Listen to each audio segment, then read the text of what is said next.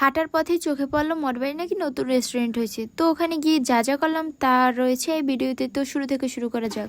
এবার মঠবাড়ি আইসি, খিদে লাগছে, কিছু খাইয়ে কি খাবি? ঠান্ডা কিছু হয়, ঠান্ডাই গরম লাগছে তো ঠান্ডাই কিছু খাই। তাহলে শুনলাম নতুন একটা রেস্টুরেন্ট হয়েছে ঢাকায়, একটু করে যাবে।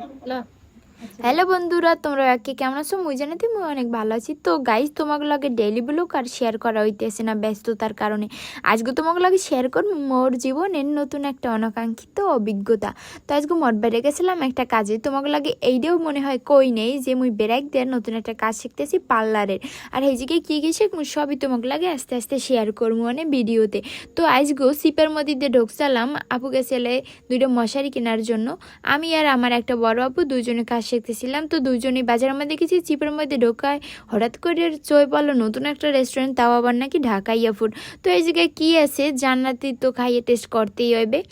তো এই জায়গায় দেখছিলাম ফাঁকা কোনো মানুষজন নাই, এই দিকে ঢুকে গেলাম। মুই আর মোর আব্বু ঢুকে দেই। রাজকীয় একটা ব্যাপার, এই জায়গায় টুলগুলো আমরা দেখলে অবাক হইবেন, এত সুন্দর। আর পর্দা দিয়ে ভিতরে যারা কপতি আছেন, কাপল যারা আছেন, যারা সিক্রেট সময় কাটাইতেছেন, হেরা পারবেন এই জায়গায় সময় কাটাই। ছোট মানুষ মুই এককালে কোনায় ঢুকে বইয়ে রয়েছি যাতে মোরে দেখা না যায়, মোড়ে দেখা যায় না। পরে এই জায়গায় ঘুরে ফিরে দেখছিলাম যে সিক্রেট ভাবে আমি সময় কাটান লাগে পর্দার ব্যবস্থা আছে আর দুইটা কেবিন আছে।